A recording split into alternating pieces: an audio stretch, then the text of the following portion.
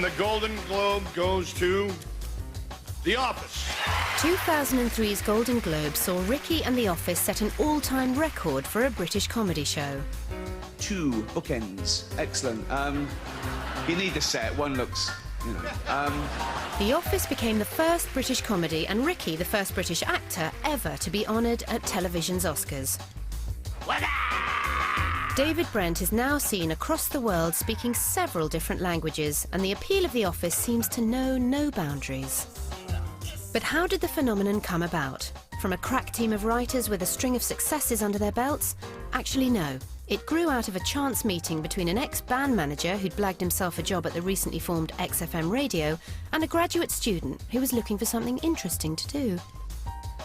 I'd always wanted to be involved with radio because I'd been doing that when I was at university, and I really enjoyed the idea of being a DJ and stuff. And so I sent a tape and a letter to XFM because I read about it in the NME, and it must have landed on the top of Ricky's pile of different stuff on his desk, because he certainly wouldn't have looked, beyond what, the 5th or 6th letter from the top. And so he read it, and obviously my CV was good enough for him to call me up for an interview, because he'd somehow immediately persuaded everyone that he needed an assistant, even though he didn't appear to be doing any work. And so when you blag a job in an interview, say, have you done this? I go, yeah, and then you've got to do it. I said, oh, it's a lot more work than I thought. I'd need an assistant. If you want this job done well, and I am the man for this job, then I need an assistant. We arranged a meeting, and he came up to London. I mean, he thought he was going to meet some... A real player. Yeah. And I met a fat chump who said, I don't know what the hell I'm doing. He really genuinely laid these cards on the table that quickly and said, I don't know what I'm doing, but if you can kind of cover my back and do the work for me, then I'm sure we'll get on very well.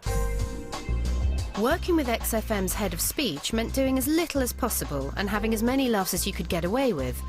But within 4 weeks of joining Ricky, Stephen got a tempting offer from the BBC.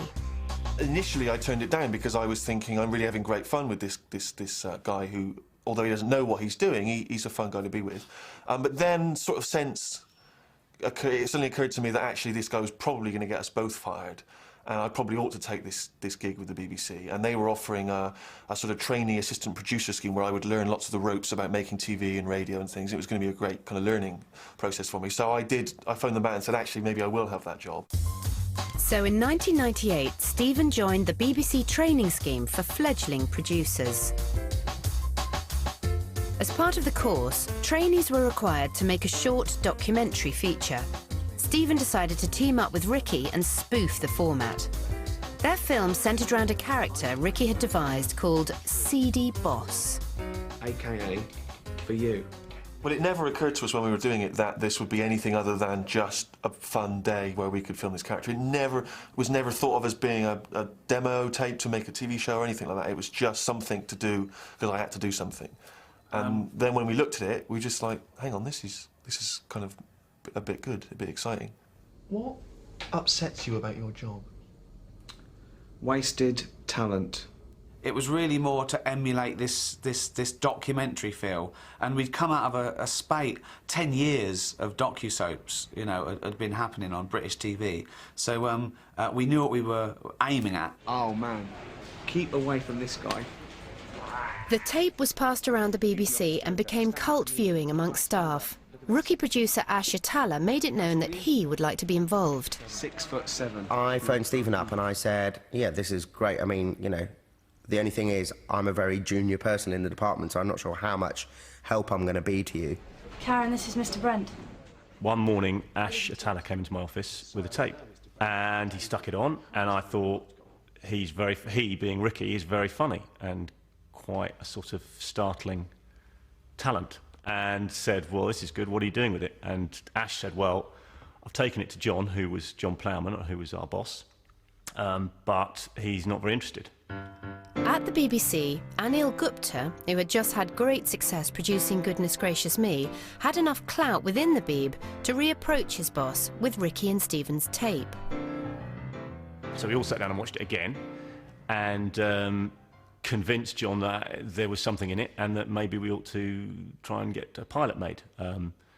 John and has subsequently denied this, but definitely at the time said to me, yeah, OK, we could do it, but he can't be the lead, he being Ricky.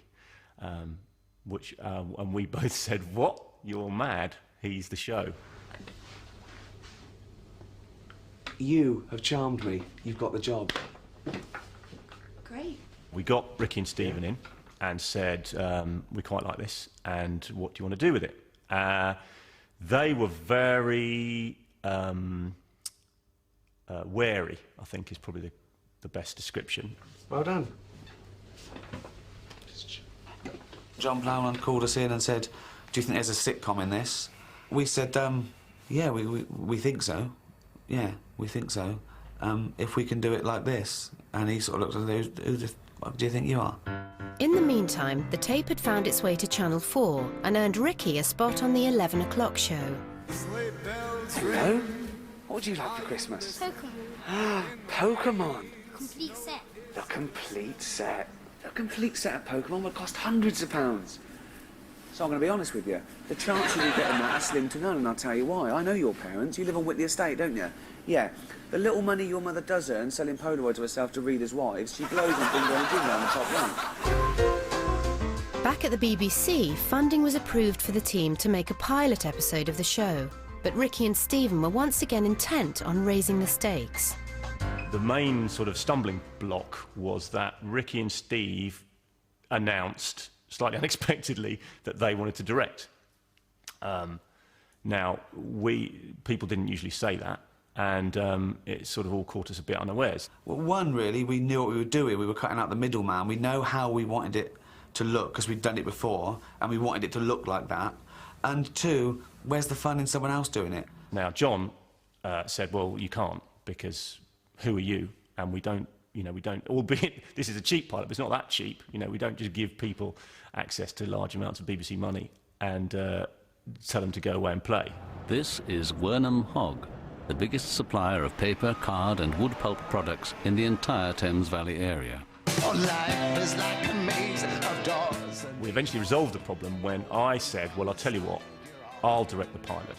I know how to direct single camera stuff, so the BBC are happy that, we're not going to make a complete hash of it, and the boys are happy that there's not going to be some other rampant ego running around messing with their show.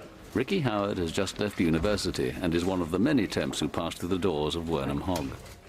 Ricky and Stephen were insistent that the spoof docu-soap concept should be integral to every aspect of the pilot show's production.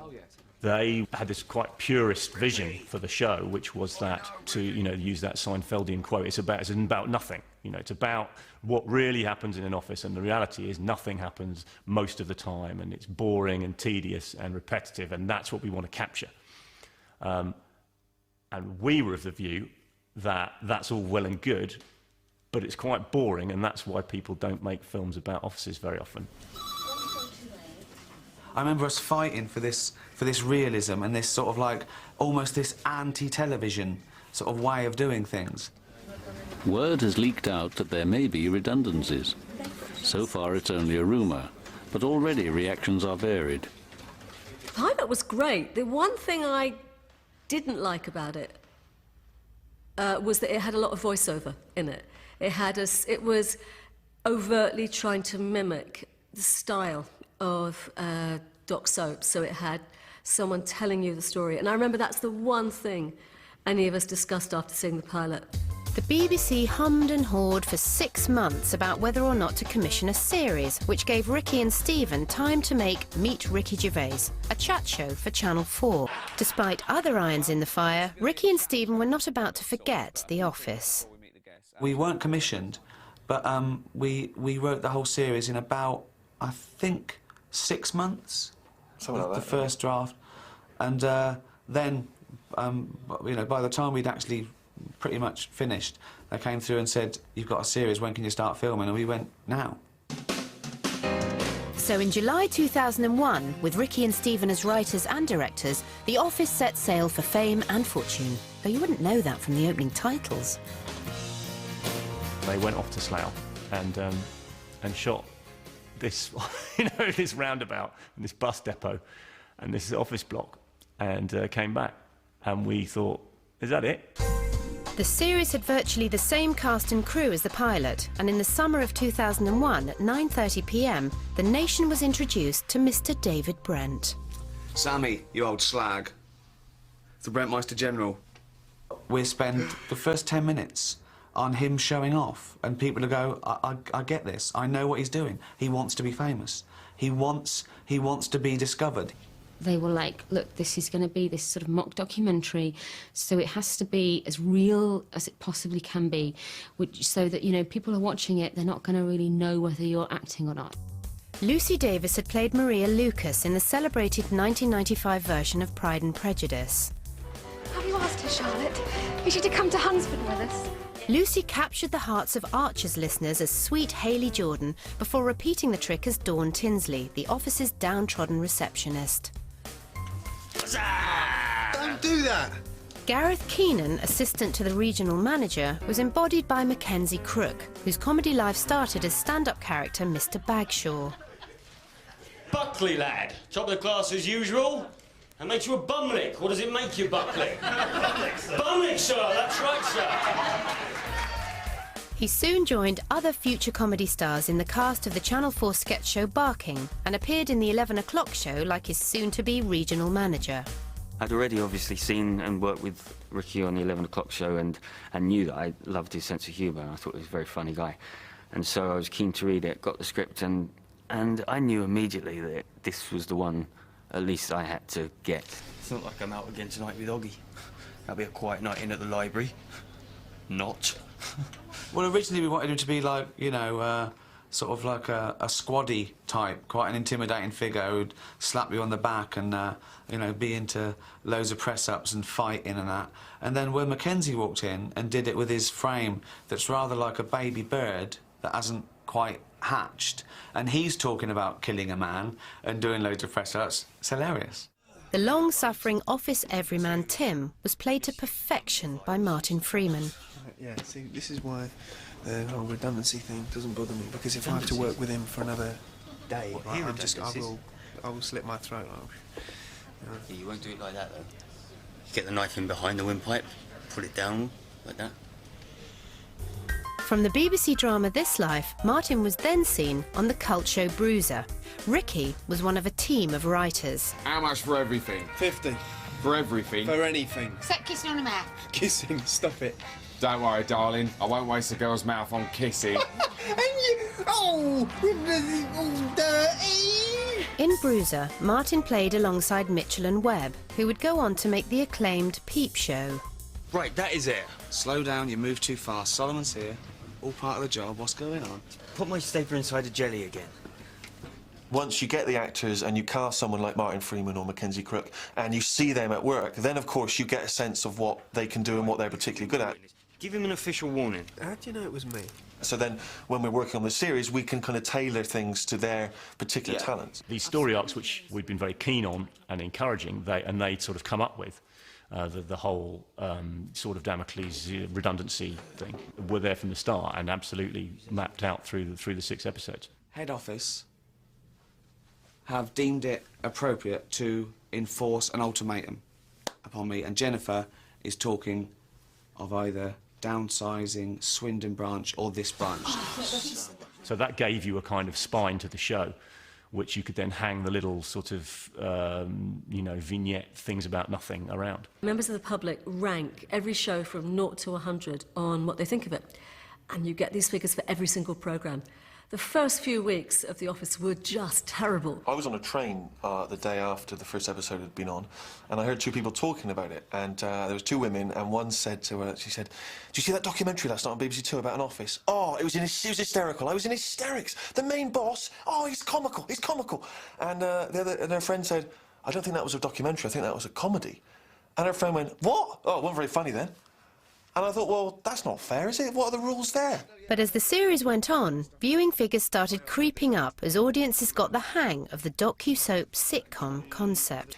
He knows he's being filmed, so he's trying to present a version of himself to the world. And, of course, the world sees him for what he really is because he constantly shows himself up. People had to know these people were acting like this because they knew they were being filmed. So there have been some redundancies? Yeah. Have you let anyone go? Yeah. Who? Julie. Vital to The Office's format was Brent's constant awareness of the documentary team's camera. Always performing for the audience, he revealed himself using